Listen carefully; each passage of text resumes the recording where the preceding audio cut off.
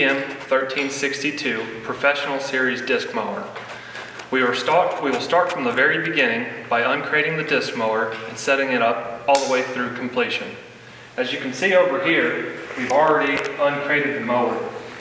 Right now, we've got the cutter bar sitting on the shipping crate, and we have the belt drive tongue laid back already. As you can see over here, we have all of the parts laid out on the floor and ready to assemble step by step. As you can see, we've got the tongue laid down on a stack of blocks so that the tongue is sitting almost even with the cutter bar. The next step after this is to install the backbone, or the frame, if you will, of the mower. As you can see here, we have the backbone suspended with a hoist. We will lift this up, set it down, and bolt it onto the mower. As you can see, we're in the process of bolting the backbone onto the gearbox. As you can see, this bolt needs to be installed into the backbone the first thing you do before you begin mating the two together, or else you run into a clearance issue with this little bracket. I'm now installing the bolts that bolt the backbone to the gearbox. I will be torquing these to a foot-pounds torque of about 81 pounds. All right, we're going to tighten down the rear mainframe to the back of the cutter bar here. You've got 4 bolts here with nuts on the bottom. They are nylon locking nuts. The torque spec from the assembly instruction says 83 Newton meters, which in American torque foot-pounds is around about 61 foot-pounds. So we're going to go ahead and just make sure that these are all torqued properly. The next step is to hook up the breather hose. The breather runs through the backbone of the main frame and breathes on the other end. That way, when the mower is standing up straight at a 90-degree angle, it'll still be able to relieve any pressure that's built up inside of the cutter bar. Simply remove these red plastic caps and screw it down tight. The next step is to remove this main pivot pin here. So we're going to take this 19mm bolt out. And then just pull the pin out. Right now, I'm preparing the 3-point headstock to bolt onto the tongue. The pin that Toby just showed you how to remove will slip through this opening right here. This is what bolts the two together and allows the headstock to pivot. All right, as you can see, we've basically got the 3-point hitch mounted here on the DM1362 now. This portion of the assembly of this mower is for sure a 2-man job. Definitely we've got the engine hoist here. The biggest thing is when you rig the 3-point hitch, it's best to make sure that you rig it on the right-hand side, on this side of your loop up top, because what that'll do is when you pick it up, it actually will take the assembly and almost put it downhill just a little bit, which helps trying to line it up here. As you are starting to bring the hitch in, it's important to line up this pin into the casting first, and make sure that your shield, there's a big hole that pin goes through, and you line those two things up, and then you sort of work the hitch into place where your next pin goes, if you can see it right through here, okay? And then as we get finished here, this pin will actually slide up through the bottom into that hole that we just positioned there. Certainly the best, probably the tool in your toolbox for this is a long-handled pry bar to be able to line those pinholes up so that whenever you go to put this in, it's going to be easy. Okay, at this point it's time to hook up the breakaway arm. In our last step, we installed the main pivot pin for the hitch stock. After installing that pin, latch on to the hitch with the hoist right here, lift this side of the hitch up so there's plenty of clearance for it to slide over the back side of the stand bar. This allows the hitch to pivot backwards enough that you can successfully hook up the breakaway bar. If not, you won't have enough play in the breakaway arm to come out and latch on the ball. So as you can see, we've got the breakaway bar tightened up. The breakaway bar spring length needs to be set at about 4.8 inches. What this does is if the cutter bar hits an immovable object, such as a stump or a big rock, the cutter bar will break away backwards right here and pivot backwards. So then all you would have to do to reset it, simply reverse the tractor straight back, allow the cutter bar to pivot, and this will relatch, and that'll reset your breakaway. This prevents major damage for the cutter bar and the cutter bar frame. All right, so before we begin the spring installation for the cutter bar, we want to make sure that we fold the parking stand up. Getting the parking stand up and out of the way will alleviate some pressure and will help us to hook up the rest of the spring tension and the helper spring at a later time. To attach the bracket that holds the springs on, we have to torque these bolts to 302 foot-pounds because there is hydraulics on it. So we're going to go ahead and just check that here right now. So these are your two springs, and on the 12-foot machine, because it is as heavy as it is, we do use the two springs here. Couple of assembly tips here. When you go to hook these springs up, the easiest thing to do is to take this complete assembly loose and then put your springs into these two here, come up from the bottom. So you'll put your springs in, up from the bottom, and then kind of lay this bracket over it and then back over the top to hook these two up is the easiest thing to do. And then you take this whole assembly and set it down into this saddle, and your assembly will be laying down kind of this way, pointed toward the ground. At that point, what you'll want to have done previously is this is your helper spring here. So you'll want to have already installed your helper spring ahead of all of your weight springs here. So if you'll come around on this side, you can actually see that there is a washer, and then you have your bracket, and then there's a washer, you have your spacer bushing, okay? And then there's one large roll pin that holds this bracket for your springs. You have another washer here to protect your outside roll pin. So when you're assembling all of this, just make sure that you put your helper spring on first and then everything from the outside. When you're installing the spring assembly here, it is important to note that when the hitch is all the way laid over, for this portion of the assembly, the rubber bump stop that mounts on the end of the frame here is removed, and that gives us a solid stop here, number one, for the weight of the hitch from a safety aspect, but also with the bump stop removed here, you have plenty of clearance to hook up your springs. With that bump stop in, you would never be able to install these springs here on this pin. At this point, it's safe to hook up the hydraulic lines. As you can see, Toby's already installed the hydraulic line that comes off the helper spring cylinder. This line right here comes back to our main lift cylinder, and then the line that comes loose in the kit bolts up to here and is the one that hooks to the remote of the tractor. Your lift line straight to the remote.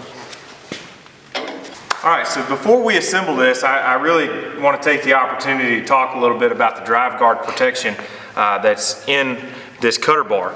As you can see here, this is our drive guard disc. So if you look here, at this point, here, here, and here, we have shear protection. If the end of this cutter bar were to hit a solid object and stop this turtle, or this cutter module from turning, it would actually shear this disc at this point. So this module mounts on the bottom side here, and we'll show you in just a little while how this goes together. But this module rides up underneath here, and if it stops, this disc shears and protects the rest of the cutter bar. All right, so I've installed the drive guard disc. and this outside cutter bar module. And now I'm going to go to torque down all of your drive bolts as well as your drive guard bolts as well.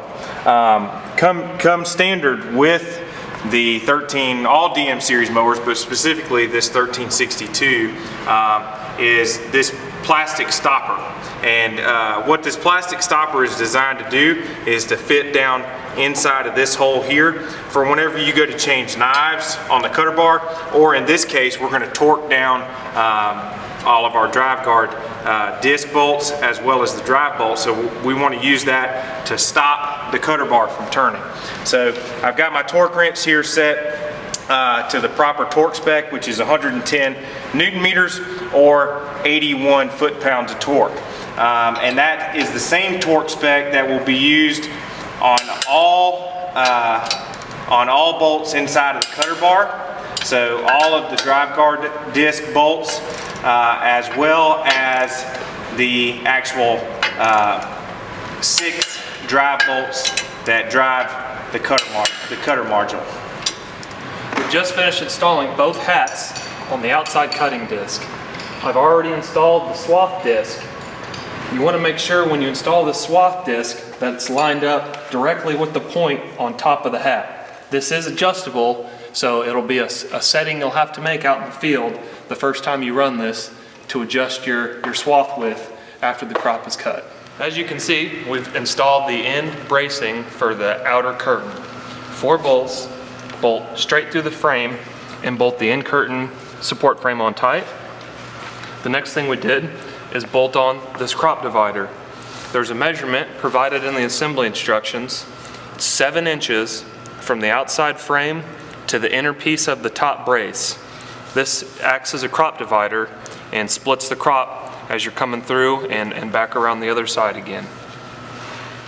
The next thing, we need to insert the bump stop straight in this threaded hole right here and screw it down tight. And you also have to insert a grease cert right here at this pivot point. A grease cert is not provided with the assembly contents, so one will need to be sourced locally. As you can see, we have the curtain frames laid out, ready to bolt on. They will bolt on to these welded brackets right here. On each side, the curtains fold up on the front and back side to allow serviceability to both sides of the cutter bar. The bracket with the downward lip frame on front points to the front of the machine. All right, so as you can see, we have now installed all of the curtain supports. The curtain supports also act as a safety shield, so nobody can walk into the cutter bar with the machine running. Just a couple of tips and tricks for installing these curtains. I usually recommend at least 2, if not 3, lineup bars. The lineup bars help you, you can run these lineup bars in like this whenever you're going to put the bolts and the nuts in. The other thing that I would make sure that you know is that one washer goes on the outside and one washer goes on the inside. Then you have a nut and then a lock nut on the outside. Of course, these two, or this jam nut does not need to be extremely tight, as you got a lock nut on the outside. You want to make sure that is loose enough that you can lift the curtain.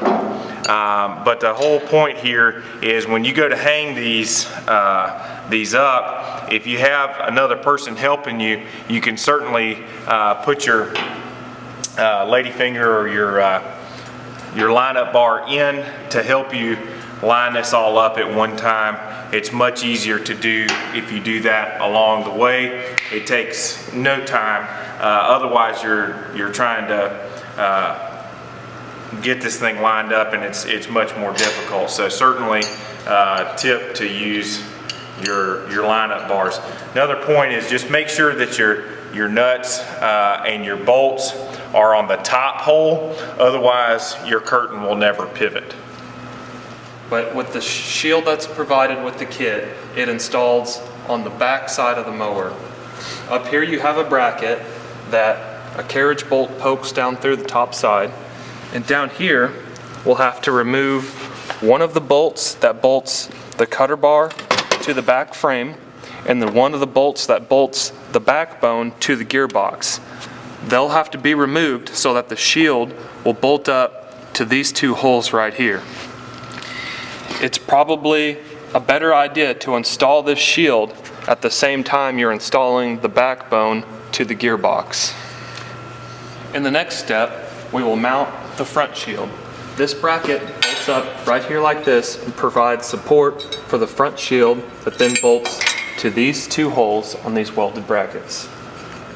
All right, to complete the installation on the curtain, basically you've got 4 bolts that go across that hold this railing on all the way across on the front and the back. A couple things to note is that as you're pulling this curtain over, whether it be this part or this part, if you're lucky enough or fortunate enough for it to be warm outside, my recommendation is to take your curtain outside, lay it out nice and flat where it can get warm. It's much more pliable and easier to stretch at that point. But whenever you get ready to attach it, you want to have another person on the other end holding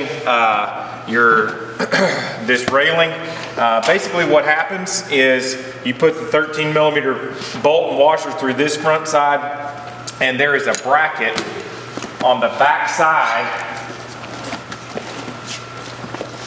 of the curtain here that your nylon lock nut and washer attached to. So you push it through the metal railing and the curtain, and then on this side you attach it with your washer and lock nut, and that's also a 13mm there. So you'll need a 13mm either ratchet, or in this case electric impact, and a 13mm wrench all the way across the front side. Now moving around to the back. Okay, as we move around to the back here, we see the exact same bracket or brace as we have on the front side. Of course, we have 4 bolts running all the way across of the railing as well. One thing to point out, of course, these are the same size, 13mm all the way across. The only difference is on the back side here, we have just one thing that's different, and these braces go through a pocket on the back side of the curtain here and help to hold the curtain down on this left-hand side. If you can see that, they actually will go on before the washer and lock nut on the second to the last hole. And then of course, if you notice here on the very end, we actually have our North American implement lights.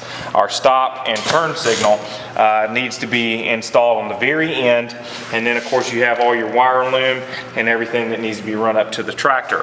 One thing to point out, on this end, of course you have your brace that holds the curtain down, but you also have to put your implement light on as well. It utilizes that same hole and mounting hardware. Your wire loom then is run up toward the front of the tractor and on around, and you actually have this bracket here that will hold this wire loom down, and we tighten that up and then send the loom on up to the tractor. As you can see, we're in the final steps of assembly for this DM1362. One of the last steps is tying on the release rope. The release rope will run up into the cab and act as the mechanism for releasing the safety. Simply run the rope through this small hole on top of the hitch and then tie a nice knot to this bracket.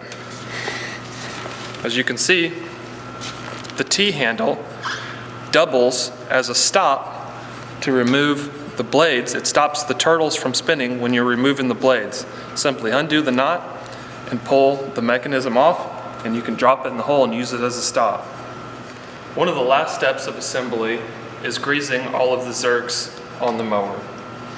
Make sure you follow the recommended amount of grease per the operator's manual and grease accordingly during your mowing operation according to the operator's manual intervals. The last step is installing the PTO shaft. The PTO shafts come from the factory long so that you can adapt the shaft to any tractor. Once the mower is mounted onto the tractor, you'll have to measure the PTO shaft from the stub of the shaft on the mower to the PTO shaft on the tractor, subtract accordingly so the shaft will slide back far enough that you can hook and unhook it, cut it down to length, and then reinstall it, and you're good to go.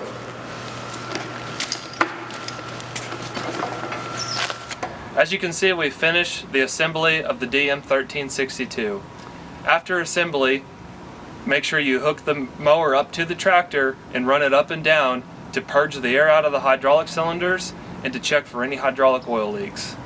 And the very last thing, make sure you take it out into an open area, a safe area. You can lay the mower down to the ground and start it, run it all the way up to high idle. Make sure that everything is good and tight there, and you can let the cutter bar oil heat up a little bit, and go ahead and shut her down, and you should be ready to go. We appreciate your time today watching this video, and appreciate your business. Thank you. See you next time.